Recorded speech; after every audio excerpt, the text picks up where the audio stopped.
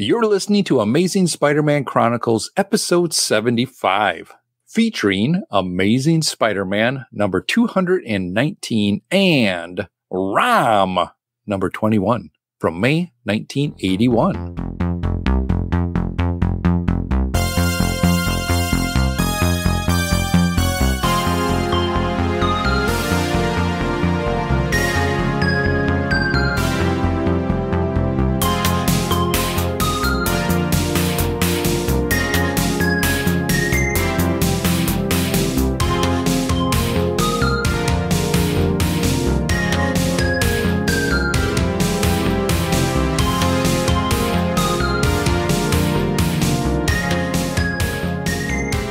Hello and welcome to the 75th episode of Amazing Spider-Man Chronicles podcast.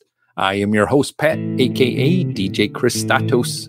Amazing Spider-Man Chronicles is a podcast that will journal the Amazing Spider-Man comic book issues read chronologically by their release date, along with another comic from my comic book collection, either in digital, in a trade, or from the many long boxes stashed away in my basement. Each episode will provide short recaps, reviews, and ratings of the issues for that release date. The goal is to keep me actively reading through my collection and having some fun along the way, talking about them with my friends.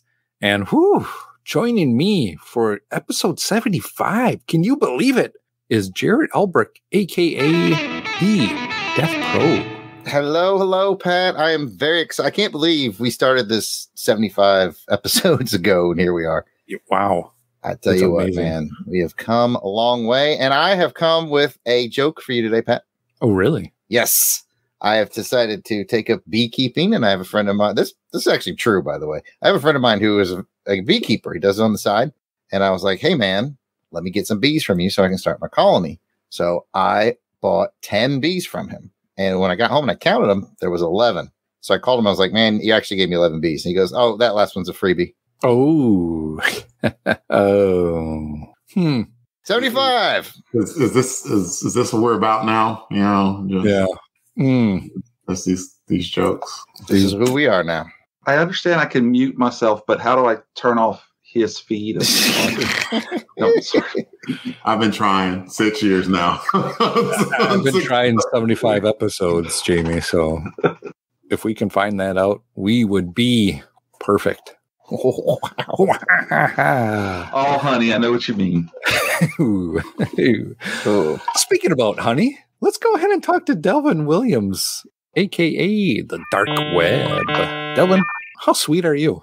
Oh, I'm generally sweet on most days, I suppose. And if I had to do a bit for this show, I guess it would be like, I'm not really feeling being here. So like, if you could find a replacement for me, that'd be great. You know, just somebody else. Like, yeah, you can leave the title like Delvin Dark Web here, but just like, you know, bring in like another 6'3" black dude and just, you know, call it Dark Web, even though it's not. It's not really. It's kind of just like a cheap, rehashed imitation that's not really worth anyone's time. But still, I get your reference, just so you know. Oh well, Jared's with me. I get it too. Pat's with me.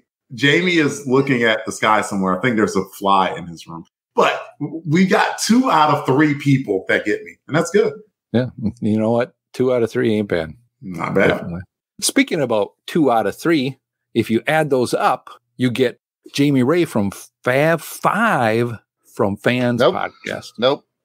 I even fixed it in the script for you. You did. What?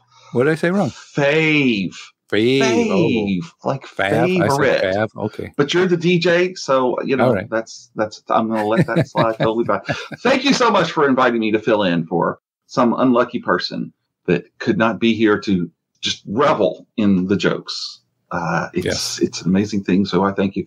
Really excited to talk about these 2 comics and watch Jared's Heathcliff drawing progress. I've often wondered if Garfield likes lasagna, does Heathcliff like Chef Boyardee, or I don't know what his shtick is. If anybody knows. He was always thinking about fish bones. Yeah. All right. That makes sense. Yeah. I vaguely remember that. Yeah. I know I read some Heathcliff comic strips before, but Heathcliff didn't hold a candle to Garfield. I don't know why. Like, I wanted if Jim Davis like go in the background and find whoever the creator or Heathcliff is, and it's like, you better intentionally make this not funny, or I will get you. Well, Jamie, what? Wait, no, we got to talk about this. Heathcliff. Okay. I would say that Garfield was the funnier comic strip, but Heathcliff, I enjoyed the cartoon better than the Garfield cartoon. Just putting it out there. We appreciate that. I think so.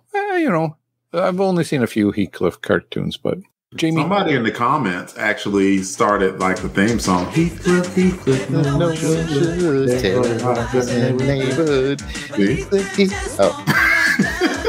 Playing pranks on everyone. See, I'm with you there. No one knows it. There you go. Now you. I know a lot of theme songs. If there was a mutant superpower whatsoever, but I do know it. If there was a valuable mutant superpower, theme song memorization, Delvin has it. He's the guy you want in your corner at your table during the trivia for theme songs. Oh, there you go. Jamie, why don't you go ahead and tell the folks what Fave Five From Fans podcast is about, what you do. Thank you very much. So it's a podcast all about favorites. So what I do is I invite someone to, we settle on a topic. Say, for example, Star Wars figures. And so I'll say, make a list of your 5 favorite Star Wars figures. And then I'll make a list of mine. And then we sit down and compare them. Luke Skywalker in the black outfit. I'm sorry, we're not doing it now. So then we sit down and compare them 5, 4, 3, 2, and 1.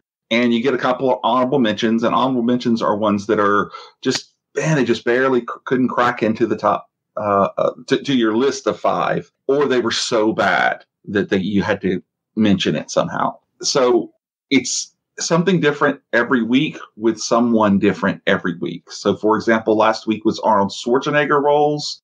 This week is book endings. True and next Sorry, I thought we were doing it again. And next week is Taylor Swift songs with my daughter, Lily. So there's always something for everyone. And because it's favorites, there's really never any wrong answers.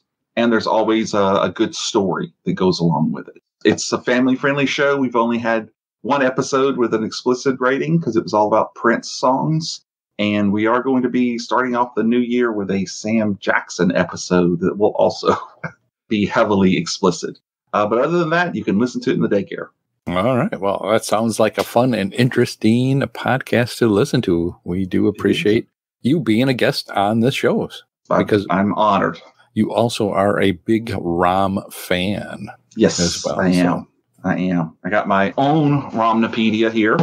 And I've got issue 21 all marked and ready to go. And I am ready to talk about it. We will be ready to talk about it too. But for first, we need to get to the first issue we're going to cover. But before we do that, just as a reminder, folks, you can call us and leave us a voicemail that we will play later on in the show. You can leave us a voicemail at 707-532-5269. That's 707-532-LBOX. I do want to say I'm super excited to be talking about this other issue. I sat down and read it again today. You know, Francis, Brother of the Universe, is excellent. So I can't wait to dive into this because I'm super stoked. Sounds like a good one. Delvin, did you have something to say, Delvin? I did. Pick up the phone. That's what I was going to say. I lost my ability to sing, but pick up the phone. And now, before we get started with this episode's issue, let's take a quick podcast promo break, and we will be right back.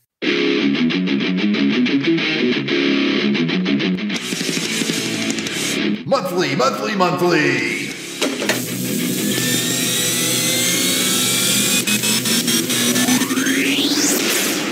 It's Action Film Face Off.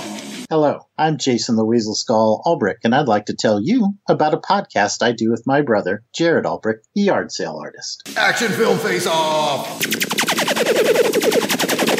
Yes, thank you, Jared. Action Film Face Off is a podcast where my brother and I, who are both military combat vets. Jason was a Navy SEAL. Jason was not a Navy SEAL. Jason was a military intelligence weenie. But anyway, in each episode of Action Film Face Off, we select 2 different action films. Some of them have Chuck Norris. Technically speaking, none of them have had Chuck Norris yet, but it could happen because we use a randomizer set between 1970 and modern day to select our 2 films. So you'll always get 2 films, each from a different year. Our randomizer has spikes on it. We use a Google random number generator, so it does not have spikes on it. And we put the films into our Video Dome arena. It also has spikes. It does not have spikes. But we discuss the films and score them through 6 different rounds of criteria. I score Bond films very high. Okay, that's true. But anyway, by the end of the episode, we crown one of the action films the champion of Action Film Face-Off. Next episode, Jason fights a bear.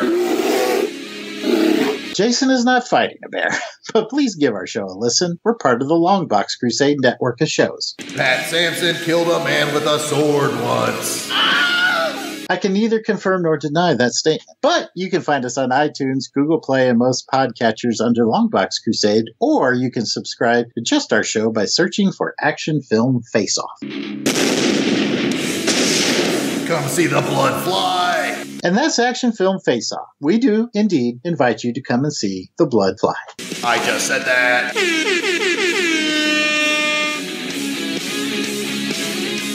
Welcome back from the break. Now let's get to the first featured comic for this episode. It is Amazing Spider-Man number 219. The credits for this issue are provided by Mike's Amazing World of Comics website. Publisher was Marvel. It's got a cover date of August 1981. Its on sale date was May 5th, 1981. Cover price is 50 cents, and that would get you into the club. Editor is Thomas P. DeFalco. Writer is Dennis J. O'Neill. Penciler, Luke McDonnell. Inker, Jim Mooney. Letterer is James R. Novak. And the colorist is the Don Warfield. Who? Yeah, Delvin, it's Don Warfield. Could you lie and say it's Glennis? I wish I could, but gotta go with what they written there. So maybe Glennis will show up down the road again soon. I know. We'll get through this one. This is reprinted in the Essential Spider-Man Volume 10 trade paperback, or it's also on Marvel Masterworks Volume 283 of the Amazing Spider-Man Volume 21 hardcover back. But the cover credits go to artist Frank Miller. Ooh. Thank you, Delvin, for that excitement. You're welcome. Speaking about excitement, let's go ahead and get a cover description from Jared. All right, sir. The Marvel Comics Group banner is denim blue with white letters, and Spidey is swinging, trying to bust out of the confinement of his yellowish, orangish corner box. The Amazing Spider-Man logo is yellow with red redding highlights and includes the webs. The main action features Peter Parker behind bars, but it's pretty much a torso shot because, really, how often do you look at a man's shoes? Looming in the background is an image of Spider-Man looking eager to bust out and start a new life in San Juan Teneo, and he's laying over a background that fades from deep purple to light purple as it moves down the page. A cover blurb states, Peter Parker, criminal. What say you, Fuzzy Britches? I don't think I'm getting the reference on that one. You're not getting the reference? Like, what if behind that picture of Spider-Man was like a gigantic hole that you eventually crawled through and navigated your way through a mile of poop and came out on the other side, fresh as a daisy? Would that help any? No. Yeah, I'm sorry. How are people doing in the chat? Can people in the chat help him out with this or what? Does anyone else know the movie that Jared was referencing? I know it. I'll just go ahead and give it away. It was Shawshank Redemption. Oh, okay. Oh, yeah. Shawshank Redemption. Like, clearly, like, you're in Wisconsin because you don't have access to TBS channel. If you had access to TBS channel, which is more of a Southern channel, you absolutely would have seen the Shawshank Redemption because they played it all the time. Yeah. I don't think I've ever seen that movie. I've heard of it, but I've never seen it. So it falls short for me. But hopefully it hits for somebody else out there. All right. Well, let's go ahead and get into some quick cover thoughts on this one. And we'll start with Jamie. What's your cover thoughts? Well, I think this is a very Miller-esque cover for sure. I think it lacks something in the background with all the purple, but you could look at Peter's face and tell he's really angry and ready to get out. So it's kind of interesting the way that we see Peter as such a nice guy all the time. And here, even though we all know that he's not a criminal, he really looks like he's a bad dude. So I like the cover. It just doesn't pop out at me. I can see what you're saying there. It is kind of a bland cover on the background. You just get that Spider-Man in that pose. I wonder if he did this because of kind of what happens with the Spider-Man suit, possibly. Yeah, that could make sense. The bleach. Yeah, the bleachy kind of suit that happens in the story that we'll get to. But I don't know. It's all right. Delvin, what's your thoughts on it? I think Frank Miller does stuff like this, and you either love it or you hate it. Like recently, like last couple of weeks / months on Twitter, like Frank Miller did some interpretations of some Marvel characters, and people were not kind about it. You know, they were like, yeah, the old man needs to hang it up. And some people were like, no, you got to see it in a certain way. I'm not here to be anyone's eye of the beholder. I'll just judge this cover and say the Spider-Man in the back, you know, kind of like looking enraged was cool. You don't get to see Peter Parker looking like that behind the bars. So, I mean, that is an interesting thing. The purple kind of works well with it. I'm sure Jared can talk more to that if he chose to. So I think overall it's a good cover. Like, it doesn't completely blow me away, but it's good. And you might be interested in seeing how the heck did mild-mannered Peter Parker put himself in a position that he was a criminal. But I'm going to talk a little bit about that during the synopsis, and probably a little bit when we get into the discussion of the book. All right. I look forward to your synopsis. Jared, what is your thoughts on the cover? My thoughts is I like it. I mean, yeah, he's Frank's an experimental artist, does experimental things. I like his heavy use of shadow on Peter. It really gives it a dark I'm in jail feel, except with Peter's frame, I'm pretty sure he could squeeze right between those bars. No problem. I don't think those are going to hold him in there.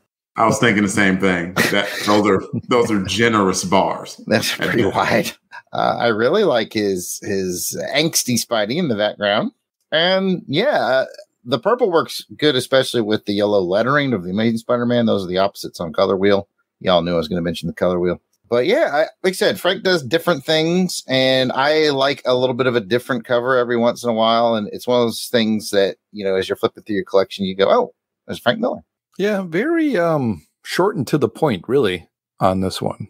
The bars do give you that prison feel or sense of possibly a prison, along with of course, the blurb that says Peter Parker, criminal. So, you know, he's kind of behind some bars, at least. Anything from the chat, Delvin?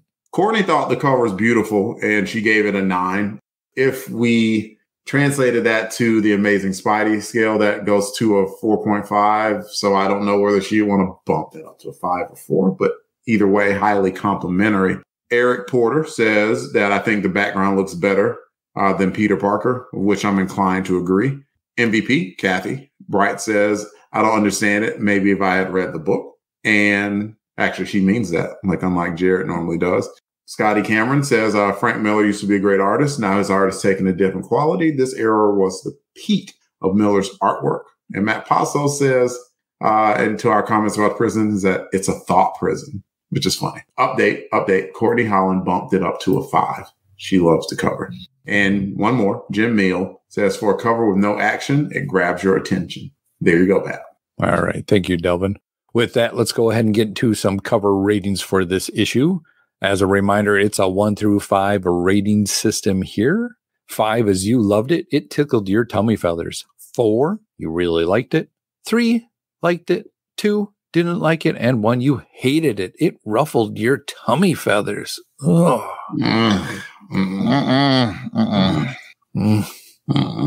Jamie, 1 through 5. How would you rate this one? 3. I liked it. I gotta learn to do like a rating with a sound effect and call it a day. I love that. We'll go to Delvin. I'm at a 3 as well. I don't have a sound effect, but I'll add a couple more ratings from the chats. Kathy gave it a 3. Matt Passo gave it a 4. Jim Meal gave it a 4 also. Jared, what do you rate it? 4. Was that good? I don't know. Was that a gun? I don't know what that was. Yeah, it was my machine gun. So. Oh, okay. Okay. Kind of like I was thinking machine gun, so possibly a goat. I was thinking Simpsons character, but no, you got me. No, I like it at a 4. I mean, the Frank Miller quality might have bumped it up a little bit for me, but yeah, 4. All right. Well, I am going to be with Jamie on this at a 3. So that'll put us at 3 cool guys and 1 chump at a 4. Wow. And several other people at a 4. It sounds like the nanny is joining us. I don't quite know what's happening there. The Fran Drescher reference? Is that what we're doing here? Yes, we are. All right. Well, let's go ahead and get to some story synopsis for this issue. And that's brought to you by Delvin. For a half second, I was like, what? I know I wrote this thing. Where the heck did I put it? I got it. Don't worry. It's here. It's on the phone. I never put it in the script. Do you want me to stall for time? No, I can stall for time. I can sing. Actually, yes. Go ahead. Stall for time. Less than a minute for my sweetie to say I was a schnook. Okay, that's more than enough stalling, Jamie. I'm good now. I'm ready. I miss Jason. As well have been. All right.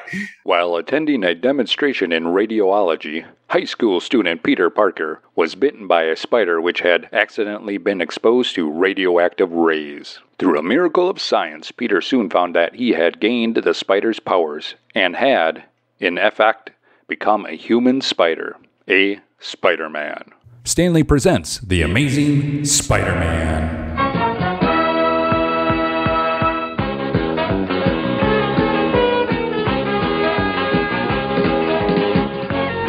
Spider-Man and his amazing friends, Iceman and Firestar.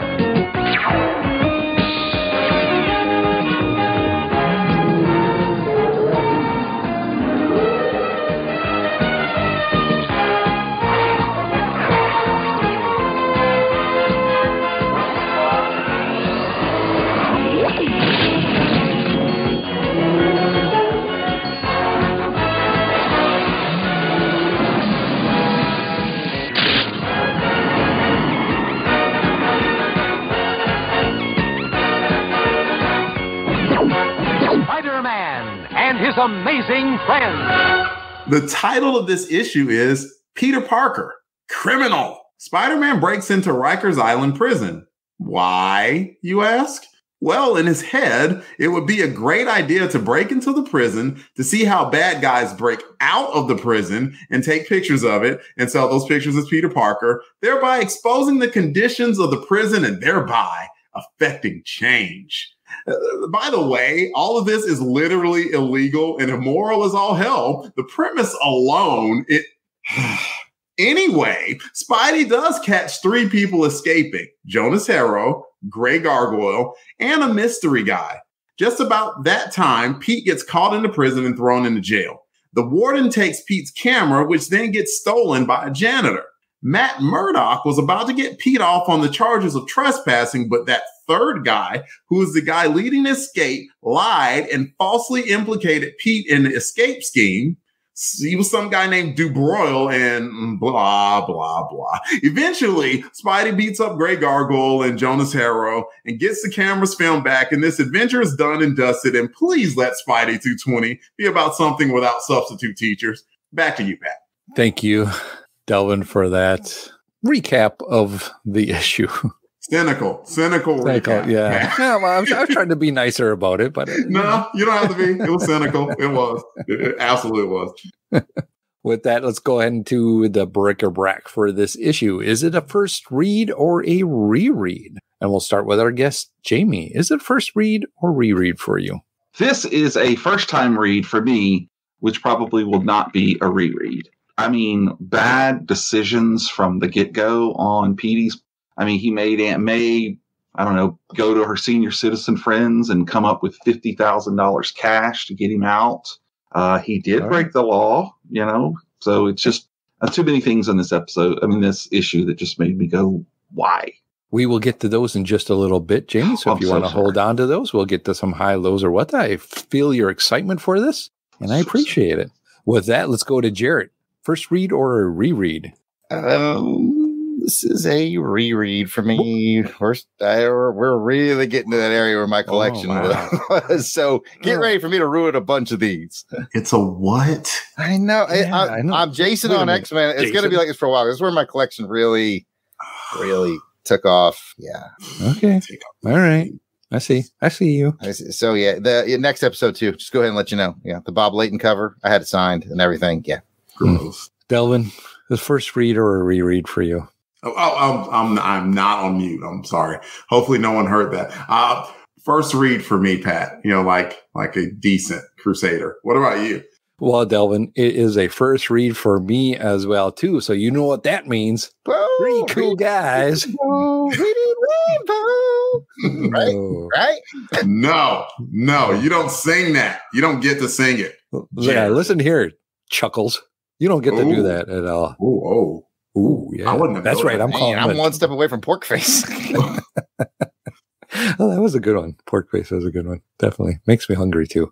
Speaking about being hungry, let's go ahead and get to some high-lows or what-does for this issue. We'll go back to Jamie. Jamie, you got a high, low, or what-the for this round? We'll do 2 rounds, so give us a high or a low about the issue. Can I give you a what's-a? You definitely can. Because it seems like nobody got my earlier song for Delvin. That was one of the sweet rips from Lonesome Pinky. From the book itself. Yes. Oh, you did? It was just horrible singing. Oh, okay. I didn't get it. So you did it exactly like Lonesome Pinky probably did. You did a fantastic job, Jamie. But he got it. He got a pay-in gig, so Yeah, he's the guy's going somewhere. That's going somewhere. Definitely going somewhere. No, I just thought that was really strange to have this. At first, I thought he was a clothed naked cowboy, kind of a reference to it. But I just thought that was a what the heck. Even the bleached outfit didn't bother me, but that one was just a real head scratcher. Lonesome Pinky is somewhat of a favorite around here. As we've watched his career grow, he's become a nobody or a somebody. Now he's becoming a somebody. So, we're kind of interested to see where his career goes once we figured out who Lonesome Pinky was. But he is a cool character. Little interesting guy. Yeah. Fun character moment there. Delvin, you got a high, low, or what the? It surprises me. Spidey is my guy. Everybody knows this, right? Full run, blah, blah, blah. I am surprised at how often that writers 40 plus years ago used the trope of Spider-Man got into business that he had no business getting into as like a way to kick off a story. And this one, I don't know.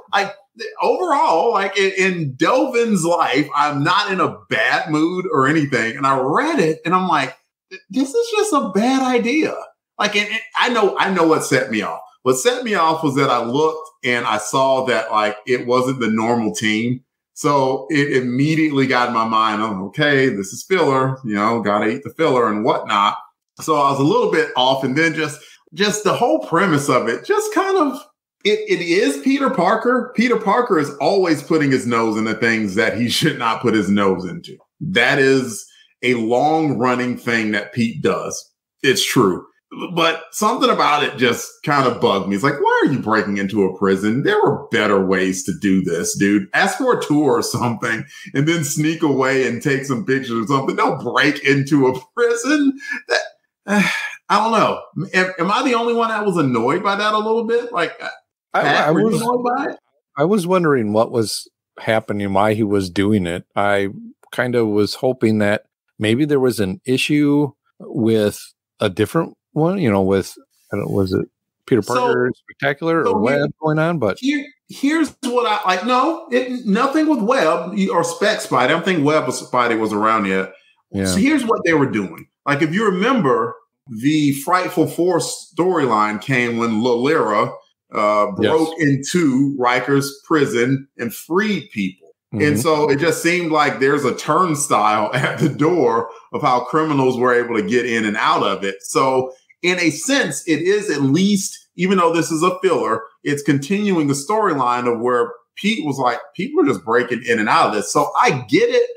I just didn't like how he went about it. Like, I'm going to solicit one more comment. Jared, What do you think? Am I off base here, or is it just me?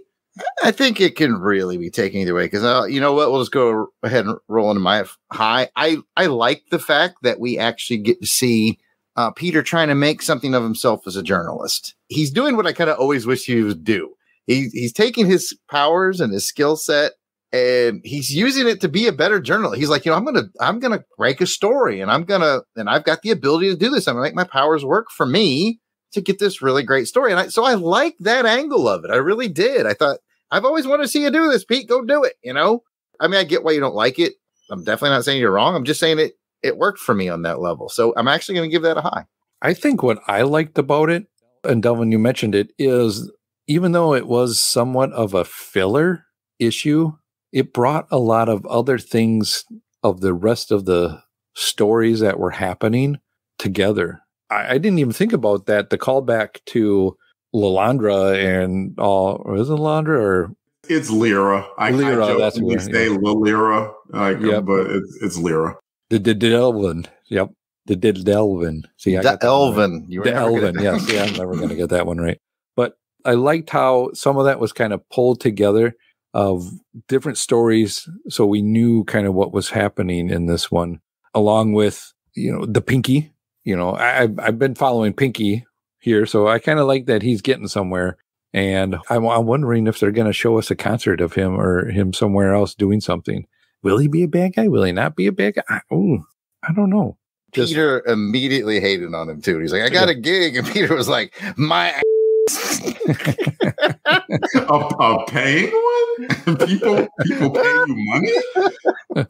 And, we had some returning character, at least with Jonah Haro or whatever. I remember him. I don't know who the gargoyle is. So that was kind of interesting character to bring. I want to say, I'm sure there's some Marvel aficionados in here or in the chat. Isn't Grey Gargoyle an Iron Man foe? Jamie's raising his hand. Yes. And also Captain America foe. Oh, okay. Yep. If he touches you, you turn into stone. Well, I don't know that it's a Midas touch as much as he can turn it on and off. Because, and I noticed that in this episode, this issue too, is that he touches like walls and he touches other stuff, and that doesn't turn. But he says, yet with one touch of my palm, I'll turn you into stone. So it kind of makes me, I'm not really up on his power other than I know he can turn people to stone. Mm-hmm. Yeah, I was wondering that too, because he would touch different things and sometimes it would turn, sometimes it wouldn't. Mm-hmm. Yeah, exactly.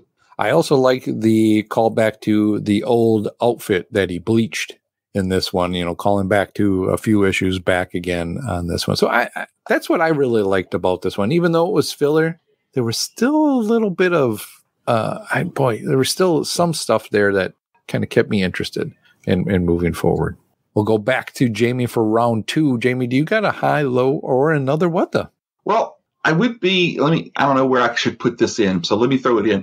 But I thought it was interesting that he decided to take his old suit and his old shooters and put them together in a web ball and throw them out into the bay. Oh, yeah. So that, so it makes me wonder, as you guys are going further in through this, as we all know, his webbing dissolves after a while. So does that eventually mean that ball might dissolve away and his clothes and that stuff might be found by someone else and be used later on in another issue? I just thought it was an interesting little thread there that could be used later on. I kind of thought it weird that he was throwing that stuff away when obviously he had just taken it out of mothballs to use this time. So why not save it to use it another time? Again, that was just a kind of okay, what the? Yeah, no, definitely. That was something that also caught my eye as well, too, when I was reading, like, oh, this is weird that he's just throwing it out into the river, and is it going to come back around? Yeah, exactly. It's good. Sorry, go ahead, Jared. Oh, I'm sorry, man. I suspect this is a writer's trick. I think he's like, okay, we had a lot of fun with the faded Spidey costume, and I guess he's had these old web shooters laying around for a while. I think this is a writer's trick of getting rid of them so they can proceed with storytelling without, 42 issues later, going, oh man, I gotta get a new costume, and someone writes in, oh, he still has the faded one. Like I think this is a writer's trick of getting rid of stuff so that they don't have to reference anymore. Like a clean slate. They're basically saying he's got one good costume and one good set of shooters from here on in. That's what I think's happening. But I am guessing. Yeah, that's a good take on it as well too. And Jared, I was gonna say, would any fan actually do that? And answers, yeah. Yeah, right. Probably one of us on this show. Apparently, he doesn't remember back in 2019 when he still had those. Jamie, any other high, low, or what the? One other what the, and you guys would know a lot better than me, but doesn't Matt Murdock understand or listen to Spider-Man's heart and know he's really Peter Parker, like early in Marvel history? Does anybody else remember that? Oh, yes. Okay. Yes. Okay. I can't remember at what point, but Daredevil knows who Spider-Man is. I always appreciated the honesty of them saying that too. It's like, of course I know who you are. But I didn't catch any of that in this issue. And I again, not knowing, just jumping right in and reading this one, I thought there would have been some throw off line like, well, we'll get you out of this so you can get back to the streets doing what you do best or something like that. But well, good. Okay, I'm glad it wasn't just me. Yeah, he kind of lets him just kind of sit there knowing who he is, if he does know who he is. Yeah. For a couple days. I think it's been a couple days that he's kind of been sitting in there until Aunt May can get her troops together to cough up that money. Get the silver raffle going there and get him out. Yeah. I love the fact that he's caught in prison and has to be thrown into jail too. It's interesting that he got caught there, then they got to take him back, and then with that, let's go ahead and go to Delvin. You got another high, low, or what the? I didn't comment on it while people were discussing it, but I agree mostly with Jared about but I did think it was dramatic. He's like, because they at least played an intelligent game of switcheroo when it came to the costume. Where it's like, oh, my costume is stuck in Rikers, but I got to get back out to Rikers. So at least I have this old one. And it's like, all right, I'm going to get rid of the old one. Yeah, I thought that was very dramatic. It's like, how come he couldn't just web it up and keep it with him and put it on his back? He's put stuff he's done like a web backpack before. So I don't understand why he wouldn't do it this time. What's that, Pat? Yeah, he went there with a web backpack with his civilian clothes. Yeah. So I thought it was a weird, dramatic thing for sure. It was. So I will do an unofficial what the then to have a comment. And that what there is, Pete was in jail for about a day or two. It was like, all right, yep, screw this. I'm busting out. It's like, Pete, how many people have you put in jail at this point? Like about 40 billion. Do you understand how they feel now? No, maybe not. Probably not. But so I'll at least give that a what the, because there wasn't really much of a concluding fight at the end. In fact, it was one of those, I think the last time he fought Jonas Harrow, in fact, because the last time he fought Jonas Harrow, he broke J. Jonah Jameson free of Jonas Harrow's anger ray or insanity ray or whatever. And at one point, Jonas Harrow hauls off and hits him, and Spider-Man's like, what? You are old and regular. What are you doing? And so a similar thing happened with Greg Gargoyle, or Greg Gargoyle was like, I'm about to get him. All I got to do is one touch. And Spidey's like, dude, I knew you were behind the what are you doing? You're an absolute joke. So he didn't take. I've always liked when they at least sometimes they downplay the hero's powers or abilities, or they find some way to nerf them. They didn't in this point. They're just like, no, I am not even spending half a second worrying about you because you're not anywhere near my power level. So I did appreciate that. Jared, you got a high, low, or what the? I have a high that's going to rapidly turn into a low. The substitute art team, like Dalvin said, I opened up, saw a substitute art team. And I was like, okay, yes, because we've been getting a little John Romita action, or John Romita Jr., I should say, action. I'm like, I've never heard of Luke McDonnell. I know Jim Mooney's good inker. And I'm going through it. I'm like, this is pretty good. This is pretty good stuff. I don't think anything was way off. Had to draw a lot of characters. Most of it was really good. There's one panel, though. Just one. Let me tell you something. Kids are hard to draw. When the pawn shop guy busts out the camera to show his kid, that kid looks like the young Jason Voorhees that comes out of the lake at the end of the first one. I felt bad for that kid. I was like, oh, little Jason Voorhees, why did you drown in the lake? But yeah, that is, I was going to say, that is the ugliest kid I've ever seen. I felt bad for him. But other than that, when I saw that panel, I was like, good God, this is a terrible, terrible drawing. But, who am I to talk? I'm over here drawing Heathcliff. But everything else, though, I thought the action scene flowed well. I mean, Spidey looked good. Grey Gargoyle, like everybody else looked really good. Like, I don't think we saw a noticeable drop in art except for young Jason Voorhees. Aside from that, I think it was pretty good. I do agree with you on that. I think the art was very well done in this one. It passed for what we needed it to be as a filler issue. I think my what the would be how quickly it ended. Just right at the end, you get a little fight towards at the end in the shop where he's getting back the camera roll, and it ends with, Jonas smashes the camera, but there's no camera roll in it because once you think about it, the shopkeep that was taking pictures of Jason Voorhees so he could get him developed comes back and goes, here, I got the camera roll. And that was it. I was like, okay. Well, what the heck else was going to happen? Was Jonah going to lunge forward and try and Spidey, I'll fight you for it. Okay. Flicks him with a finger. That fight's over. I would like to see at least them saying, hey, Spidey's been, acquitted, or Peter Parker's been acquitted, and that was it. But he was still guilty for breaking into the prison. Yeah, with trespassing at least. Yeah. So that's the whole thing is it's not just all wiped clean at the end. Sure, he's got evidence that proves it, but does that mean he didn't break in and do what he did? No, it doesn't. He still can be found guilty of that. So he does leave a lot of threads still out there. Maybe they might continue it. I don't know what the next issue is going to bring.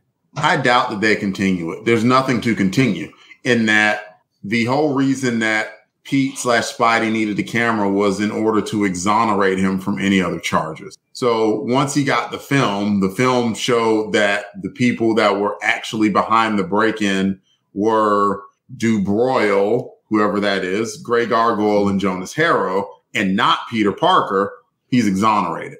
But he was still trespassing on a federal facility. So he'll get a slap on the wrist for trespassing. But he can say that he was doing it in not an editorial, a journalistic function.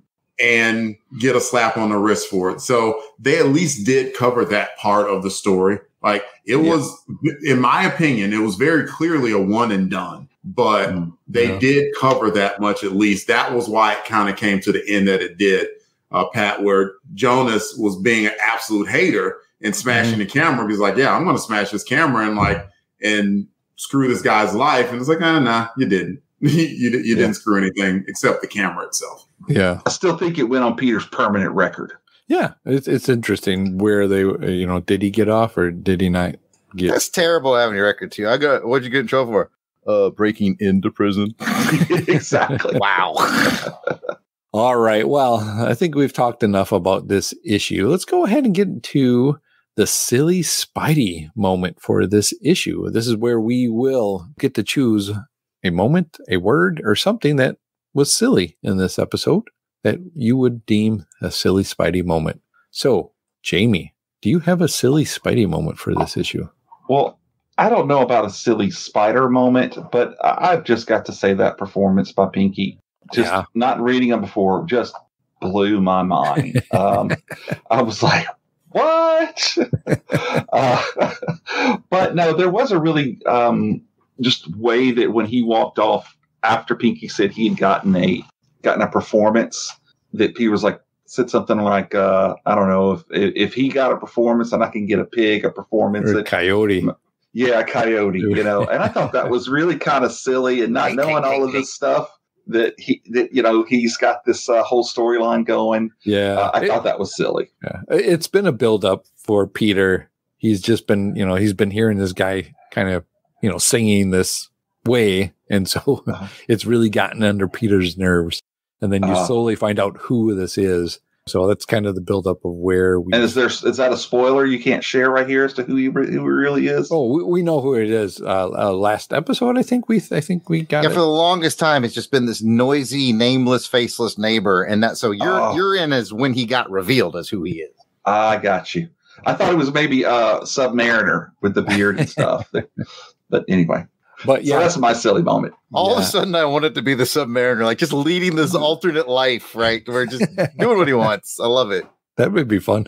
I'm going to agree with you too on this one. I like that quick moment here and just hearing Pinky sing. It made me laugh as well too. Delvin, do you got a silly Spidey? Yeah. No, to nobody's surprise, Jonah stole the show again. Oh yeah, that was a good one. It's like, hey, can you bail me out? Jonah's like, no. you can sit your bomb ASS in that prison. I didn't tell you to go there. Bye.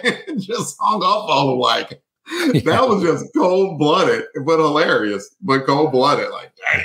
So yeah, that's my silly Spotty. That was you, Jared. 100% the same. Yeah, man, I'm in prison. I need your help. Oh yeah, well, maybe she'll let me know what you're doing next time. See you. Bye. I just gave you some help. Wow. Yeah, that is amazing. It's amazing to know that deep down inside, and we've seen him prove it, that Jonah Jameson has a heart for Peter Parker. But man, he gave him that tough love. Yeah, he did. Definitely. That was a good one as well, too. Let's go ahead and get to the ratings for this issue. Again, it's a 1 through 5 rating. 5 is you loved it. It tickled your tummy feathers. 4, you really liked it. 3, liked it. 2, didn't like it. And 1, you hated it. It ruffled your tummy feathers. Jamie, on a 1 through 5 for this story, where do you fall? Number 3, I liked it. It wasn't great, not extremely memorable, but it was an enjoyable issue. That is pretty fair. We'll go ahead to Delvin. 1 through 5. I'm at a 2 on this one. It just from the start, it just didn't resonate with me. It felt weird and convoluted, and it just hadn't really fit into what has gone on in previous issues. And I give them credit. They did link it. It wasn't so disjointed where it was bad and where it's one. And you guys are right. The artwork wasn't bad. And even as I explained some of the questions that you guys had, it helped me get a better understanding of it. But this just was not my cup of tea. I just did not get it. And looking forward to a more continuity driven storyline. I will agree with you on that, Delvin, as well, too. I am at a 2, not because of the art. It's just story wise. I think this could have just been something different or maybe done a little bit better. Jarrett, where do you fall? I'm going to give it the 3. Like I said, I've always kind of wanted to see Peter use his powers to help further his career. So it was kind of fun to see that. I was really quite taken with that. Grey Gargoyle's not a villain you see all the time. So it was a good change of pace. And yeah, at the end of the day, I enjoyed it. Brisk read and no beef with it. Just kind of a, 3. I want to mention something real quick. And this isn't a, dispute with Jared or anything. This is just what happened in later continuity. I'm talking about years and years later, where it's in continuity in Amazing Spider-Man that they basically kicked Peter out of the Daily Bugle because I can't remember what was the reason, but it was something similar to where he was trying to do that good thing. And they're like, wait a minute, you took these photos, and I think he doctored some photos. And he had like the best of intentions in mind, but it was a completely plagiaristic thing to do. And it's not like anyone's ever going to find out that Peter Parker is Spider-Man. But I kind of put that in the same way where, yes, he does have powers that the normal human being doesn't have. I think if he came clean and said, hey, I'm Spider-Man and this is how I got these pictures, then like, while there would be consternation about it, people would still be like, okay, well, I mean, he did, these are the reasons, but I don't know. Something about it I'm rambling. Pat, take it. All right. Well, with that, let's go ahead and get into some karma count on this one. Boy, Peter lose some karma in this one? Let's go ahead and find out from our friend Albert Elvis with his karma count section for this issue. I guess I'm your karma, and I love it. I can't get enough of it. There's nothing above it.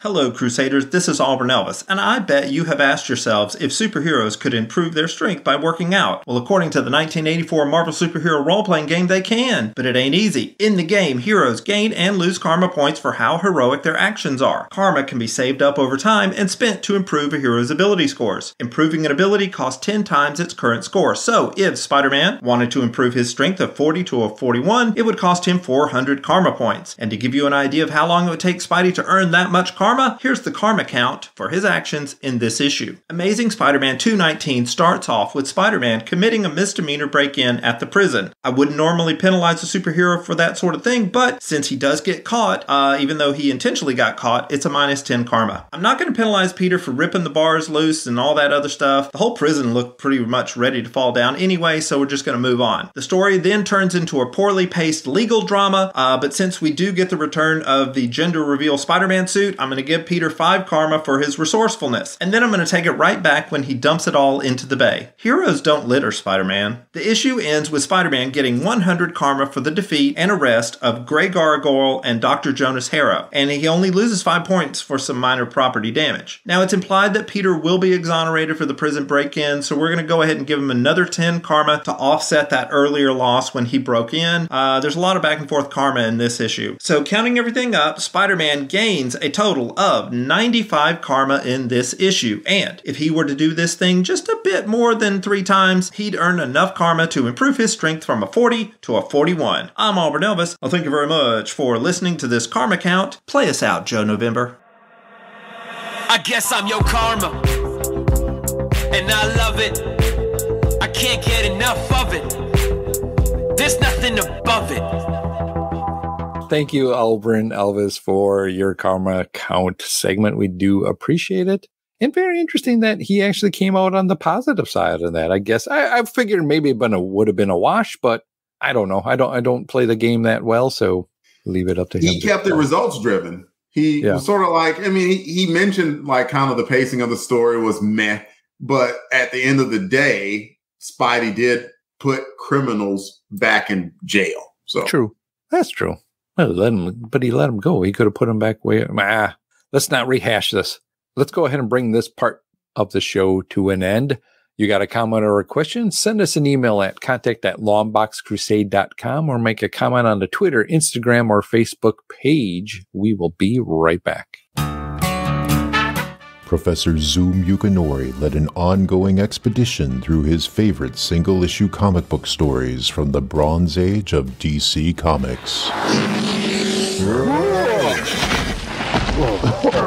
With unique celebrity guest perspectives to set this program apart from other comic book review podcasts. Solomon Grundy don't understand. Entity Terror Man, I'm not following either. Bizarro totally get it. I intend to participate in your podcast show of wonders. As if I wasn't nervous enough. Little Professor Man, mansplaining again. Accessing files. Experience the wonder. Bizarro.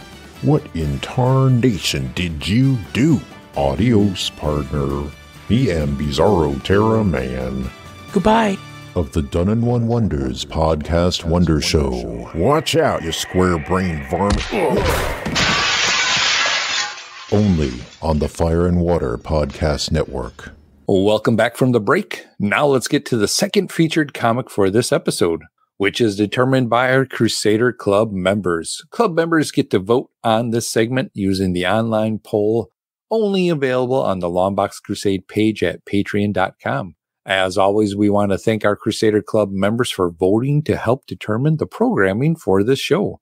If you want to get in on the voting and all the other amazing benefits of being a Crusader Club member, just head on over to patreon.com and search for Longbox Crusade. You can join for as little as $1 per month and help determine what each episode's second feature will be. For this episode, the Crusader Club members selected... they selected ROM issue number 21. Whoa!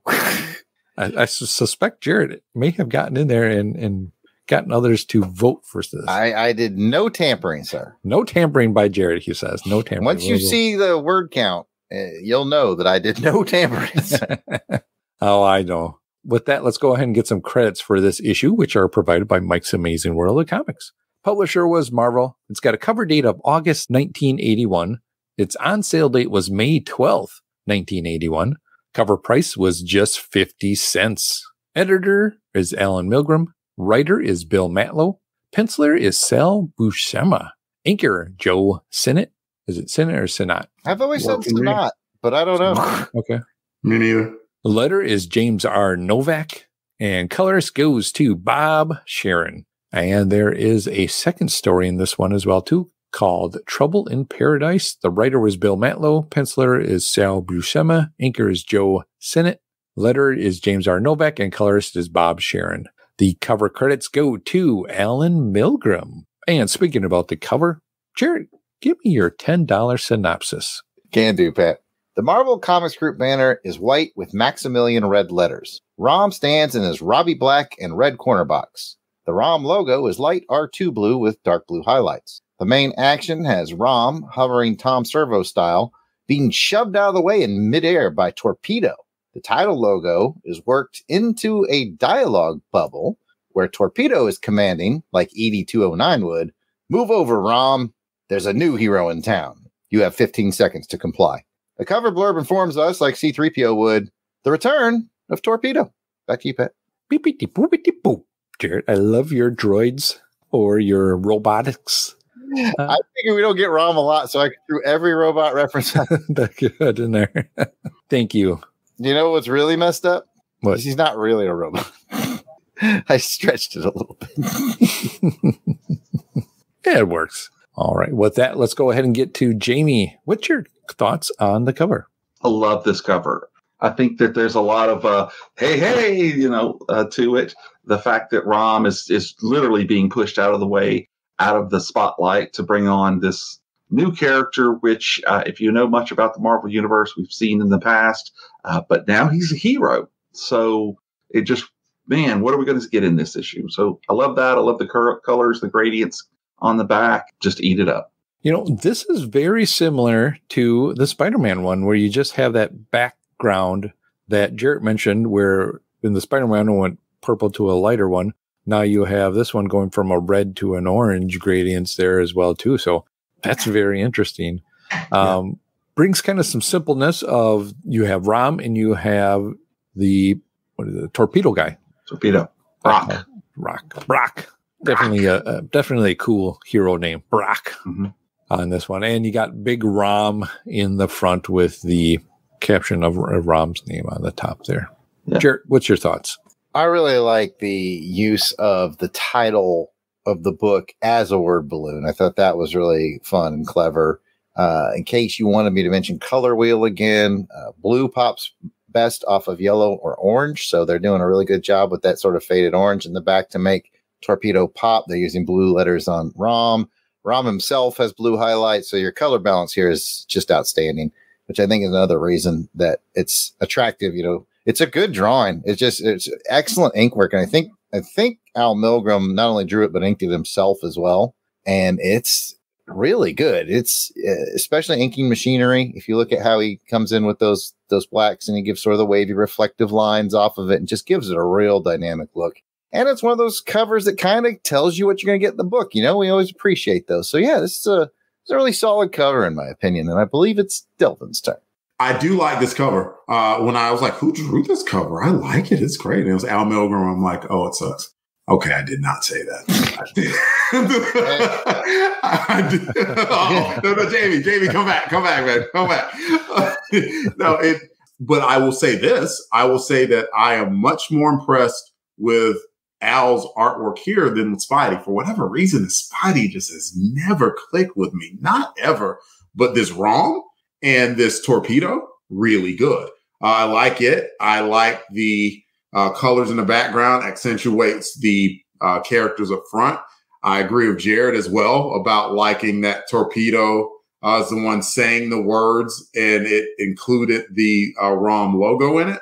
And I like even the cover box of ROM standing there looking very powerful. It's a very good cover. All right. Well, with the cover thoughts out of the way, let's go ahead and rate this one on a scale of 1 to 5 ratings. 5 meaning you loved it. 4, you really liked it. 3, liked it. 2, didn't like it. And 1, you hated it. It melted your motherboard. Ooh, you don't want that. You know, does not compute. Jamie, on a 1 through 5, where would you rate this one? Well, I'm going to have to give this one a ROM 5. Which is kind of a 2. Well, no, it's just, yeah, it is. It's kind of a 2 because, it is 5. Okay, so there we go. Okay. Yeah, I guess, yeah. The old oven mitts there. No, again, for everything that everybody just said, too, it just pops. You've got strong characters, you've got strong lines and great colors, and it tells you, oh boy. I mean, this is one of those comic covers that you look at and, oh boy, I want to open this up and see what's going on inside. Jarrett, do you agree with Jamie, or do you sit somewhere else? I'll get close. I think this is one of those covers that I would absolutely give a 5. You know, if I was a big Torpedo fan, I got no beef with Torpedo. I know of Torpedo. So I'm giving it a solid 4, like a 4 with a smile on my face. I like it quite a bit. Now I can see if like you really dig ROM and you know a lot about Torpedo and he's kind of one of your guys, this would be an easy 5. It's like we talk about on G.I. Joe. A lot of times it depends on the character on the cover.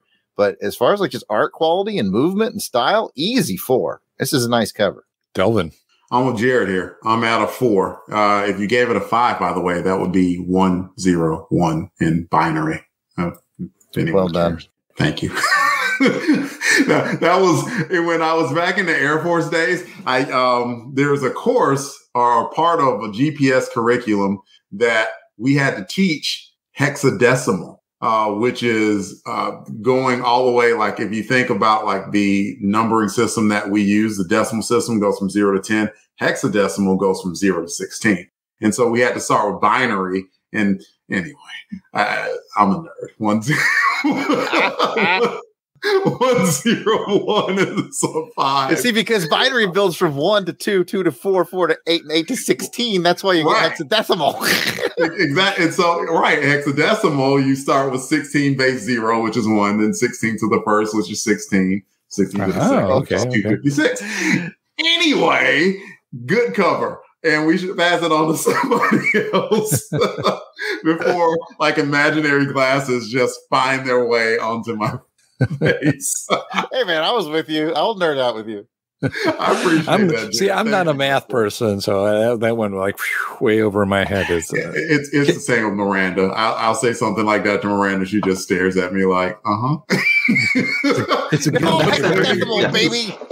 I'm just waiting on you to stop talking. Next episode, do it in Morse code. There we go. Oh, yeah. I am going to agree with you guys on a 4. I think it's a very simplistic cover, but I think the detailing on both Torpedo and ROM really make this thing stand out. It's really kind of flies right towards you. And like James said, you want to open it up and see what's happening. Why are they fighting? What's going on? With that, let's go ahead and find out actually what is going on with the story, with the story synopsis from Jamie.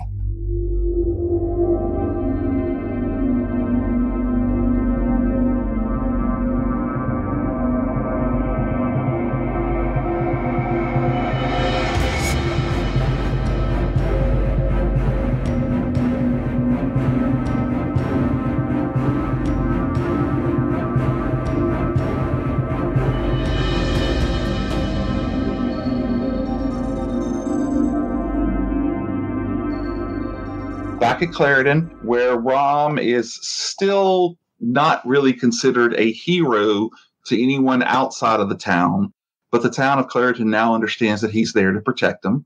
And as the day that opens up, you've got a moving van coming into town that has Brock and Lorraine Jones and their 3 sleeping children, Danny, Annie, and the newborn Nell. And so basically they are showing up into this new town to start over again. You find Steve, Brandy's boyfriend, who is working the gas station there, is all excited that there's finally new people coming in. and they're talking about everything. And as soon as they leave, Steve's on the phone telling everybody to come out, which was a little okay, but we'll go there anyway. And then Steve goes back into his background, where you found out, if you'd read some Daredevil issues before, that Torpedo was actually a criminal at the time. And he finally got away from a group called the Rocketeers that he had been working with, and decided to make a new life and to leave all of that behind. And in a flashback, we see that some Rocketeers showed up, and after the fight with them, they turned into dust and disappeared, which, if you're a ROM follower at the time, you know that was a sign of them being wraiths. But he is determined to come to this town and to leave all of that behind him. ROM, working with Brandy, scanning the area, finds out that there is something new going on. So he flies out of the basement and starts to patrol. Then Brock sees this and thinks the Rocketeers, who also fly, are back in town. They're after him. So he speeds off and comes up and clobbers ROM from behind. And then in classic Marvel style, with all the clangs and crash stone sounds, we get into this fight. And Brock he's just given ROM his all. And ROM has been thinking a lot about where he is and if this is where he really wants to be. And while the fight is going on, just decides to stop. And you know what, if this guy's going to kill me, maybe it's just time for me to go. At which point you see Torpedo stop himself before hitting ROM, and then they start talking, and then ROM explains to him that the Rocketeers that he saw are probably dire wraiths. And so then he's like, oh my gosh, I've got to stay here and help you. And then we get a quick flash to the end where the Rocketeers are coming back together, and you can see that they are all changing back, and they are indeed wraiths. And they determine that they will go to Claritin and kill ROM, the Space Knight. So it was a quick issue because you had the Saga of the Space Knights back up, but it's very powerful and very important because the Torpedo stays there in Claritin for quite a while, helping protect the people. And that's it. All right, Jamie, thank you for that story synopsis on ROM issue number 21. Let's go ahead and get to the bric-a-brac. Is it a first read or a reread? We'll start with Jarrett. Well, let me go ahead and tank this early. This is a reread. I bought all these ROMs and read them, and I sent them to you, and that's why they're in your collection, Pat. So, yes, I have read this before. Double tankage. Delvin, first read or a reread? After I finish talking, I'm going to take the next 5 seconds to awkwardly stare at Jared. Okay, with that, it's a first read for me, because I don't ruin things. You don't, Delvin. And it is a first read for me as well. So let's find out from Jamie, is it a first read or a reread? Oh, this is definitely a reread. This is an important issue, so I have read it. Like I said, I had my omnibus made from old issues. This is a 3-volume set, so anytime I want to read one, I don't have to worry about unbagging and boarding an issue. I can just pick it up, go straight to it, and read it. So these stay here in the Plastic Microphone studio with me. Whenever I want to do a little research, I'll pick it up. It sounds Two like cool guys. Sounds like you're fancy. Yeah, he's fancy like me. Yeah, fancy. Is that Omaha bound? Did they do your binding? It is Omaha bound. Yes, it is. Super fancy. Super fancy. And I took a little ROM thumb that Jamie Cosley created for the ROM Pals, and I cleverly placed it on the front cover of each of the You can do that books. because it's all custom. It's all custom for fancy custom people. Yeah. And then I actually was able to put it together so that the spines make ROM fly. So my 5 volumes of Gru make a big Gru panoramic picture because you know the fancy life, Jamie. We are the fancy cast with Jared and Jamie. All fancy all the time. Well, are you guys out there with us? 2 cool guys that never read it before, or 2 fancy guys who's got it all bounded and whatever? But I'll give you guys the fanciness because you definitely deserve it with that amount. Instead of being chumps, I'll give you fancy. Woo, big just day. This once. Just big this day. once. We thank you. Let's go ahead and get to some high lows or what does for this issue. And we'll start with Delvin. You got a high, low, or a what the? So did we do a Crusademas about ROM, right? The answer to that question is will be Jamie brought it, right? Yet to be revealed, Delvin. Yet to be revealed, but Jamie brought it. It was 49, was it? Yep. All right, getting a nod from Jamie. And like, so I remember what happened in 49 and it wasn't pleasant. So at least issue 21, there looked like there was going to be some semblance of hope for the town of Clairton, West Virginia, even though I would want to know. I know it was 1981. Information moved slower in 1981 than it does now in the year of our Lord Beyonce, 2023. But like, who would want to move back to Clairton after aliens wiped it out? The answer is nobody. That would be a ghost town, like waiting for people to die, and no one would ever want to move to it. But yet, you know, people came in, and including Torpedo, who is like this buff former football player that uses a lot of football references. That's how you know he's a football player. Oh my goodness, did he use the references or what? Did he take those references and go all the way? Bumbling, stumbling. Right? So, yeah, so all of that, like, so I at least got the purpose of the issue.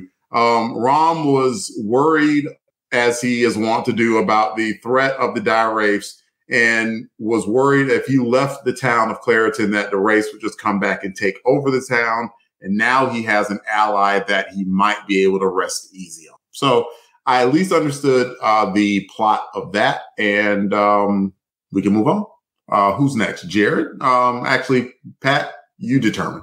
I'm going to step ahead here before Jared, and my thoughts on this one is, I guess it's a high, because I like the character development and just the bringing you into this inanimate object as a toy, and just to make this big series out of it, and to make you feel for ROM, what he's been through. You know, with Marvel, they really had something here with ROM. They did it with G.I. Joe, and they did it with Transformers. They really brought characters to these toy lines and somewhat surpassed the toys in longevity in that, or at least as they faded out later on, toys became, brought the toys back again a little bit. I don't think there's a new ROM toy out, but I'd be interested in if there was.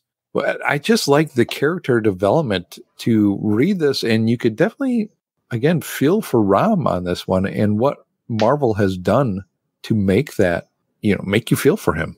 I do want to answer that. Yes, there actually was a new ROM action figure that was released by IDW, and oddly enough, it was actually released with a G.I. Joe figure. There are 6 or 8. Oh, look, Jared's head popped up. 6 or 8 figures, all in one big box that sold for like $100, and you could get a little 6.5-inch ROM, and I think maybe a dire wraith of the IDW variety. Oh, so okay. This one has not come out, but it is still ROM. Oh, very interesting. Jared, what's your thoughts? High, low, or what the? I'm going to take a broad view here in the first one. And I have this long standing joke that I've always done where I talk about how a doctor could cure cancer and go on Twitter and be like, I have isolated the gene that causes cancer and I know how to combat it. He'd get like 150 likes. But a sexy goth girl will tweet something like, my sadness is the only thing that makes me happy, and get 20,000 likes. ROM is said goth girl. Like, it is so depressing. ROM is such a depressing guy, but I'm still giving him the likes. He's like, I hate my life. I hate it here. I want to go back to my home where they all hated me, and I hated them. And I hated them, and I'm miserable, and I'm sad all the time. So ROM himself, he's just the biggest bummer every time I read him. But what Mantlo did that was smart is he wrote a heavy story. And that was the whole point of what he was doing. He was writing heavy. And if you put yourself in the headspace of 1981, nobody at Marvel was doing this except for probably Claremont. Claremont would write heavy and then let characters around them sort of bring the lightness. So we saw Brandy in this issue. We all know from reading 49 that she eventually is going to join the Space Knights and be Starshine. Is that right? Yeah. Which was also Delvin's nickname in college, by the way. Not a lot of people know that. You rub his belly, and then he smiles, and then yes, it's the whole thing. It's the whole thing. But yeah, like, so I'm just taking a macro view here. Like, Rom himself is just very depressing to me. But then I flip that on its head and say, okay, well, I got to give it to Mantlo for writing this just sort of heavy and in-depth story and making it more interesting than just a toy story should be. And I've also read some Mantlo on, if anybody remembers this toy line, Sectars. Mantlo wrote a lot of that, and he made that a lot more intricate and interesting than it should be. And I've enjoyed reading Sectars. So what's really fascinating about ROM is you look at it and you go, oh, it's a space robot. Man, this is going to be fun. Wrong. It's not going to be fun. It's going to be sad and depressing most of the time, but it will have its moments. And so it was just interesting to be here when we see, I've read a fair amount of these now, Brock showing up for the first time and getting that torpedo boost in the Marvel Universe, which is going to echo all the way into the New Warriors stuff that Delvin and I have been reading. So it's neat to put the dots together. So very macro view. I know I was all over the place, but that's just sort of what I was feeling when I was reading. Now you make. Oh, go ahead, Jamie. I was just going to say that Jared, you're not far off if you notice that ROM and Emo only have one letter difference than each other. Ooh. And I wanted to get together ROM with that emo-ness and Orsted from G.I. Joe Chronicles. Can you imagine ROM and Orsted just kind of hanging out? Those are two guys that should hang out. Oh man, I could listen to those two talk all day and it'd be a fun time. Jamie, do you got a high, low, or what the? Well, my high has got to be the fight at the football field, which I don't know if you guys noticed, but Brock used to be a football player. Yeah, it doesn't really. You have to really be a fan like myself to get those little subtle nuances. Yeah. But the fight, and there's a scene where he is flying toward ROM, and it's a picture of ROM straight on, and him flying out with his punch, and then suddenly he realizes, I mean, it's not even a game of chicken. ROM's not even playing. ROM's just here, take me out type deal. And then he stops. He's so depressing. So depressed. He's like, oh, dude, just end it, man. Just end me. And then he fires it off into space. And I think the line is like, and the night sky lights up from the power. So it was really just a cool way for this guy to realize, and this theme happens over and over and over again in issues of ROM, where everybody thinks he's a big bad killer robot. And then they find out that there's a lot more to him. So that was definitely the high for me in this issue. Yeah, definitely a interesting moment for ROM on this one. Delvin, high, low, or what the for your second round? I actually want to give away my high and or low or comment and just ask Jamie, and this doesn't have to take too long, but Jamie, what got you into ROM? Like, what made you just like, what about ROM made you just say, I freaking love this dude? Okay, so the short answer to that is everybody talks about Captain America being the Boy Scout of the Marvel Universe. But ROM makes Captain America look like, I mean, a heroin dealer. He is literally the only character that I've ever known who has never gone bad. I can't think of one instance where he did the wrong thing or he did something for his own benefit. He gives up so much. And one of the things they don't talk about is he's 200 years old, or he's been doing this 200 years. So he's probably 250 or something. And he's got all of this backstory and all of this depression and woes and everything. And yet he shows up and he does the job to protect this planet full of these people who hate him. I don't know. There's just something about that just really spoke to me. He is literally like a knight of old time in his space armor. Just loved it. It just spoke to me. I appreciate that. Like, because I have heard of ROM for years and years and years. And when I came to New Warriors like 30 plus years ago, and then found out about Turbo, which was a offshoot from the torpedo armor. And I can't remember if they explained how Mickey and Jared doesn't know this, but there's a guy that's also a part of the whole torpedo thing as well, how they got the costume. So I've heard ROM's name being revered, and I can't quite say I get it, but it's interesting to hear someone else's perspective. I'm always reminded that there's always, and I'm not saying like the ROM is some niche thing, because it's not necessarily loud. A lot of people do love ROM, but there's always something that we bring on this show that that's going to be someone's favorite. So I'm glad that you got to come on and talk about it. And I'm glad I'm getting to read a little bit more, because I need an education, because like on the surface, I kind of think like Jared thinks on this of, yeah, it comes across as, and I guess one of the reasons that maybe Jared and me kind of see it and kind of like get a little bit emo ourselves is because it kind of like he's a war vet. Right. And even in stories about war veterans are either going to motivate you or they're going to depress the absolute beep out of you. So like, it's so like when I read ROM and see how he's sort of fighting this never ending battle, I absolutely can see how you can take it, Jamie, and say, you know what? This dude is incorruptible, and he has been fighting this battle against the dire wraiths for literally centuries, and with no end in sight, but he continues to fight the battle. And then I can see how Jared and I look at it as like, oh, this is a veteran who's seen like the horrors of war and has lost people, and we know people like that, and we are people like that maybe. And so again, I'm rambling in now at this point, but I do appreciate your perspective. No, thank you. I appreciate the question.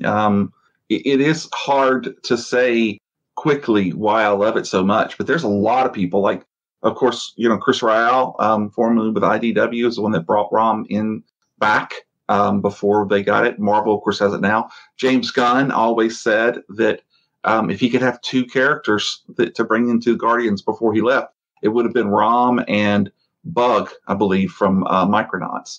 So there is a lot of love for it, and I do encourage people to find the omnibus when it comes out in January and read it through and through. It will seem a little dated, but if you are familiar with the comics that are going on at that time, you'll see how critical he was to saving the entire Earth at one point. In the 60s. And it's worth noting before passing off to Pat that like the reason why this book probably can't be funny is that they have to call it a rom-com. We've been loving on that one for about an hour 50 now. Hey, I'm throwing a flag on that play for my football reference. There is a Twitter guy. Yeah.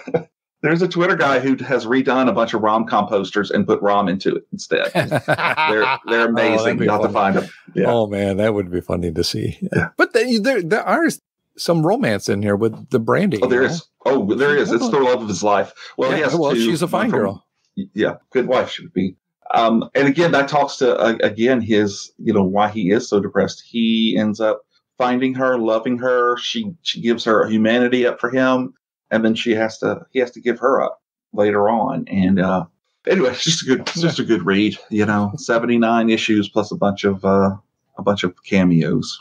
Like Delvin said, this is definitely good to hear what you had to say, Jamie, because when you say Space Knight, he is that knight, that guy who's supposed to be proper and living up to that level as well too. But you get that emo-y warrior like Delvin said, that he's seen some stuff. So he's got some, depression, some PTSD, things like that happening that really, again, goes back to my first thing of the character that they put into this, little toy to make him something that everybody loves. And once you read this comic, you love ROM even more.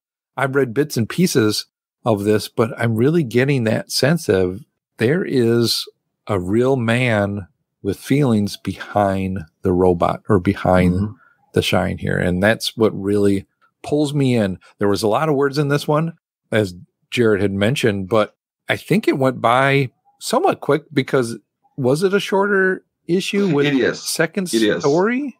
Yeah. And the second story, the second story, though we don't talk about it, is also a very important story because you find out that all of the Space Knights, it's not like their body, like RoboCop, and they took their bodies and put all this stuff on them. They actually imbued them into it. So in the backup issue, Space Knight, who has has become a bad guy, shows up, and all of the Space Knight's humanity storage lockers basically are there, and he has the possibility to take that, so they would never being and going back for ROM.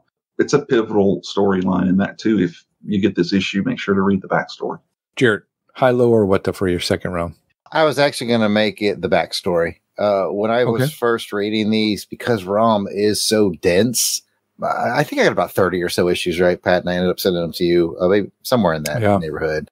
And because it was so dense, I would see the backstories and be like, skip it. Nah, I'm not going to read that. And so, but I did read it this time because I didn't know whether or not we were talking about it on the show. And we have to get deep into it, but I was really intrigued by it. I was like, I liked it better than the front story, to be honest with you. Because, like Jamie was saying, like he's out and about doing Space Knight things, and basically his humanity is sort of downloaded to this bank of humanity, and now there's this bad guy, and he could just destroy it all. And how will that affect ROM in the immediate, in the long term? And he's definitely there to F with ROM. ROM is high on his F with list. Yes. So I was like, oh, wow, I should have been reading these backstories because, and if I remember correctly, and I'll have to go to Jamie on this, I think that's what the backstories always do, is sort of like, meanwhile, back on Galador, letting you know what's cooking on the back burner type of thing. And I thought, cool. To be a little more specific, it's what happened kind of back in some of them are different. This one is a very far-reaching story because not only does it come to play in issue 25 when there is a ROM clone that shows up along with Galactus and a couple of other ones, but it reaches all the way to issue 72 or so with this humanity footlocker type thing. So this is definitely a backstory. It's a good one if that's the first one you chose to read. It's an important one, and the robot's called the Terminator. So right? Come on. Easy. All right. Well, there's a lot of character development that's going on in these issues for ROM that really are fascinating. Jamie, do you have any other high, low, or what the? Let's see. I did say one other thing that I think I really liked. Oh, it was the fact again at the very last couple of panels where all the dire wraiths change from their human forms back to their sorcery forms, and they're like, we must get together and kill ROM, the Space Knight, again. It'll go on and on and on. And there was a little appearance of one of my favorite wraiths, who is called Dr. Sweet. And she is a very severe looking raven-haired lady when she's in her human form, and you get to see a little bloop of her. And so that's always one of my favorites. So that would be my other one. With that, I think let's go ahead and find out who gets the Polished Armor Award for this issue. And we'll go to Delvin. What is Torpedo's name? Brock something. Brock Jones. Let's give it to Brock because, he was given the rock, and he had to matriculate it down the field. The rock in this case was his family moving from one place, to the other. And while he encountered obstacles, he gave him a juke step. And he was able, to tiptoe his way into the end zone and extend it for a touchdown. The touchdown, of course, being, uniting with ROM. So I give it to Brock / Torpedo. He did go all the way. Oh, wait. And the stands did just come apart. I mean, they were just crazy. Must have been aluminum or something that weren't really good. Jamie, in my British issue, they were aluminium, though. Well played. Thank you. Oh, I've got to agree with Delvin. I mean, Torpedo all the way. He shows up. He used to be a bad guy, so he's got this overactive, I'm going to do the right thing. And then he sees ROM thinking it's the Rocketeers coming for him. And man, he just Superman style rips that shirt off and heads after him. But at the same time, as soon as he realizes I've misstepped, he stops. And so many people will make mistakes and never, recognize them and say, hey, I'm sorry. I didn't mean to do that. I didn't mean you're a good guy. And Brock automatically I'm so sorry. What can I do? And forms an instant alliance. And I think he definitely would get the Polished Armor Award. Definitely. I do agree with you and Devin as well. For Brock, his character change in this one seems like he was potentially a somewhat maybe bad guy or just lost in his way sort of a guy. And now he's turning to the hero side to help ROM in his quest to, one, save the city and maybe save the world, possibly. Jared. I don't remember his name, but I want to give it to Brock's former boss at the insurance agency, who is also a dire wraith, because I love the fact that there's a dude out there who's like, I am going to destroy humanity. Maybe 5% of the time. The other 95% of the times he's like actuary tables and like business decisions. Like he's legit running an actual insurance company, deductibles, what have you.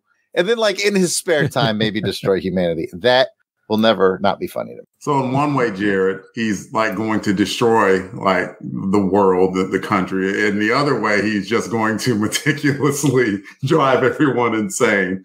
like if you think about it, it's a very weird position for him to be in, because he's like, oh yeah, the next thing I'm going to do is I'm going to kill, Brock Jones. And he's like, oh crap, we got a $2.5 million on Brock Jones. We can't afford that. Like he's got hard decisions to make. But then at the same time, he gets to be like, hold on, beep, beep, beep. Johnson, I need you to file 15 extra TPS reports. And Johnson is like, and he's like,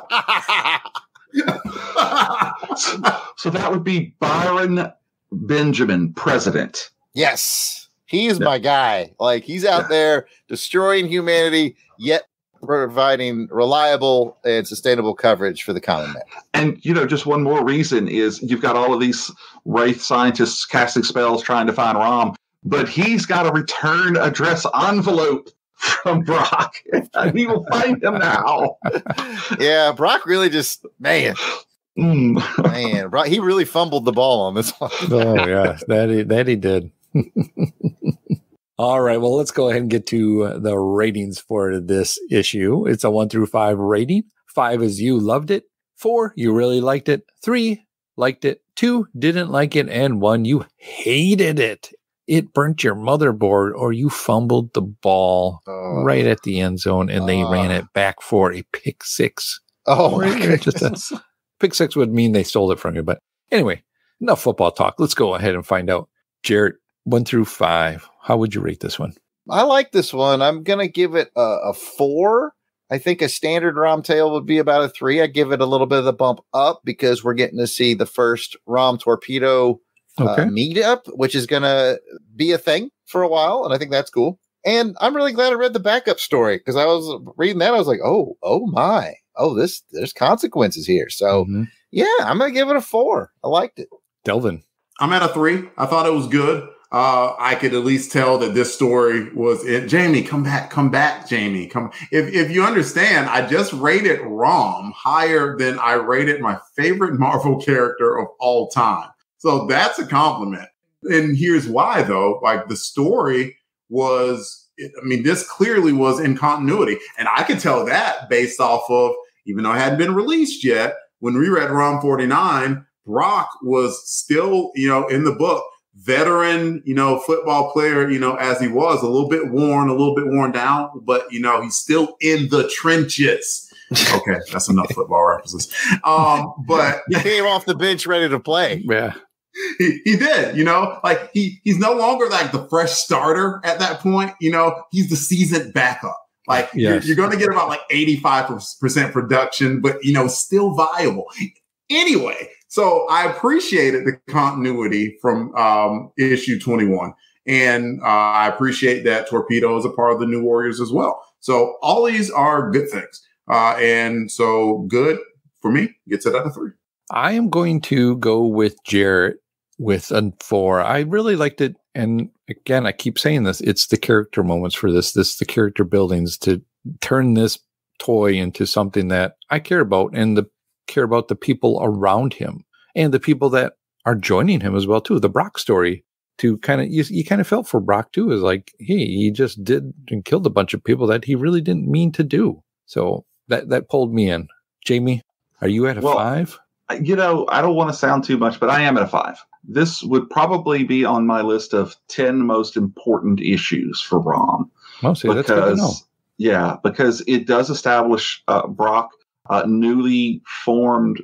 I mean, you would have to read. There's a couple of Daredevil issues where he's actually, you'll love this, Jared. He's working at the insurance company so he's doing the actuaries, and then he's putting on the costume and zooming out, and then his paperwork's everywhere, and he's like, oh, but I got to save.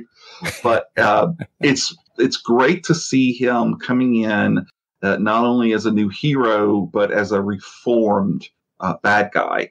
And again, if you get up to 49 with this other issue that's going to come out later, this is definitely one of the times that if you're going to read something, this would be one of them to read. So I'm going to give it a 5 for that. All right. Wow. There's some good values from 3, 4, and a 5 on this one. So go ahead and check it out and learn a little bit more about ROM. With that, that's going to bring us to the end of this part of the show. You got a comment or a question, you can give us a call or leave a voicemail that we will play later on in the show. Leave us a message at 707-532-5269. That is 707-532-LBOX. Pick up the phone. 1100011010011010. That means pick up the phone in binary. Don't double check that. With that, we will be right back. It's midnight, the podcasting hour. From fetid swamps to creepy castles, the podcasting hour is your home for horror on the Fire and Water Network. Join me, PJ Frightful, on this quarterly anthology podcast that gazes into the mysterious and terrifying shadows of DC Comics.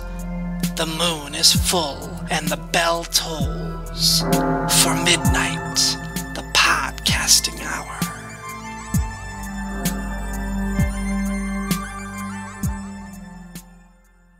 Welcome back from the break. Now let's get to the feedback part of the show where we share your comments, emails, questions, and shares in a segment called Crusader Comments. We're thrilled to kick off these comments with special shout outs to our Crusaders Club members. These are the fine folks that have helped join our crusade.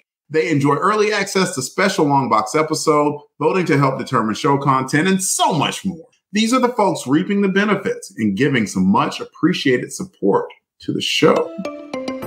And Helica Wolf. Oh, Auburn Elvis. Blasted or Stash It. Braxton Underwood. Clinton Robinson. Captain Entropy. Dave Collins, the Battle Wagon. Does ROM voice do anything for you guys? Ezra Gallo. Gary V. Gerald Green. Jason King. Jason Lady. Jeremy L. I'm so glad this happened. Jim Darman. I hope you like Jim Darman too. Jim Meal. Joe Thomas. Tom Watson. Josh Strickland. Candace Ward. Captivating Getty by the MVP. Matt and Lissy Passo. Mark Ross. Maxwell Traver. Now it's Matt's headroom. Miranda W. P.D. Devons. Paul Hicks. Rick of Jeff and Rick Present. Rob Captain Morgan. Samantha Maney. Sean Urbanski. Spidey 67. Reggie. Steve Cronin. Tim Price. Tony Bennington. And last but not least, Toronto Cop. And I know we're over time, but I cannot help this. Jared or Jared Bott, do you happen to do a Chris Walken impression? Oh, it is me, Christopher Walken.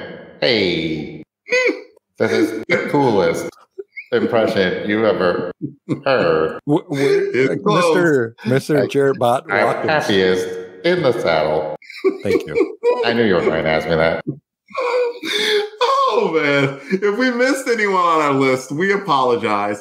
Keep in mind that we record these episodes well in advance of release. So if you're a recent addition, we should be adding you soon. Jared, you could have found some way to say I'm happiest with an apple. Like, Why? I just, sorry. But still, no worries. Just let us know that we miss you by sending an email to contact@longboxcrusade.com and we will get it straightened out. As a reminder, you can become a Crusaders Club member by heading over to patreon.com/longboxcrusade. For as little as $1 a month, you get access to the amazing world of the Crusaders Club. Come check it out. You don't have any extra scratch lying around, but you still want to help us out here at LBC headquarters. please take a moment to write a review on Apple Podcasts or anywhere you find this on your feed for this podcast. If you want to just keep it short with just a star rating, 5 stars, of course. Thank you. It helps raise the profile of the show, and we will share your review on the next show. As of right now, folks, for episode 72, it has not been released yet, so we don't have comments, but as soon as we do, we will provide them, of course. Voicemails, you can call us and leave a voicemail that we might play on the show. Leave us a message at 707-532-5269. That's 707-532-LBOX, and I will accept no one else but Jared Bott. Pick up that phone. Thank you. And thank you to everyone for the likes, shares, follows, and comments. We appreciate your friendship and help in spreading the word about this podcast. And that's the show. Be sure to check out the website longboxcrusade.com, where posts will be made for journaling this crusade. I want to thank Jamie, Jared, and Delvin for joining me on this episode. But before we go, let's find out where the listeners can find us on the internet. Jamie, where can you be found? Well, I'm on all the streaming platforms as Fave Five From Fans. You can find me on Twitter at Fave, the number 5 from Fans. I'm on Facebook, I'm on Instagram, and all of the socials. And I love for people to reach out to me, tell me what they thought about the episodes. And if you have something that you're really passionate about and you'd like to do a show, please reach out to me and let's work something up. Give Jamie a look up and a tweet or contact him. With that, Delvin, where can you be found? You can find me on Twitter X at DEE_RAY1977. You can find me on Instagram, Delvin Ray. Jared, what about you?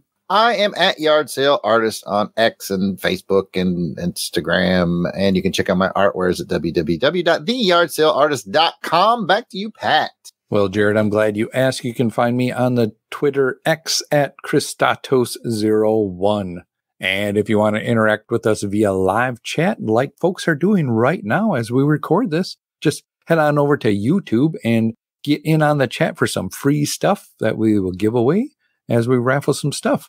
It is on our Doing It live stream on YouTube the second Sunday of every month, and we start at 3:30 p.m. Central Time. Go ahead and check out Longbox Crusade on YouTube. Please subscribe to the channel and click the bell so you get reminder notifications of when we go live. And there is a lot of stuff going live. Jared surprised us yesterday with a pop-in show yesterday. Jared was inking and he invited people on to join him or to sit in the chat with him. Yeah, it was fun. Thanks to Kathy and I think Tony was there and Courtney. Very cool. So you never know. If you don't click that bell, you never know what you might be missing. Thanks again for listening, and we hope you enjoyed this episode of Amazing Spider-Man Chronicles. You got a comment or a question, email us at contact@longboxcrusade.com or leave a comment on the Longbox Crusade Facebook, Instagram, or Twitter page, all at Longbox Crusade. Until next time, take care, and please join us on the next episode as we continue on the crusade to read them all. Read them all.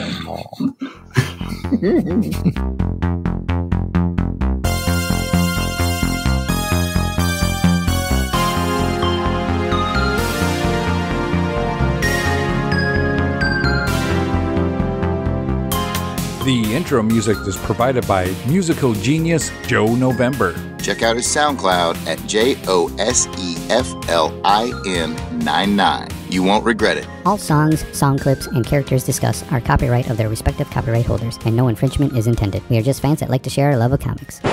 Outtakes. Going live in 3, 2, 1, 0. That's what I do. It's retweeted onto my feed so that my throngs of fans. A throng is 8, I think, right? Throngs of fans. A thong is barely 2, though. Yes, true. That is a thong separates 2, actually. If I'm not. You cheeky person, Jamie. So cheeky. This is quickly going banana. Yes. Yes. Subscribe and smash that subscribe button and like button and do all that. Comment also too. Get in the comments and join the crew. Smash it. Rub it up. Lick it down. Oh no. At the end, he was like, Jonas Harold, that man's old. Let me get that camera roll. Camera roll. Camera roll. That's when you have some outtake material, Pat. Thank you. I appreciate that.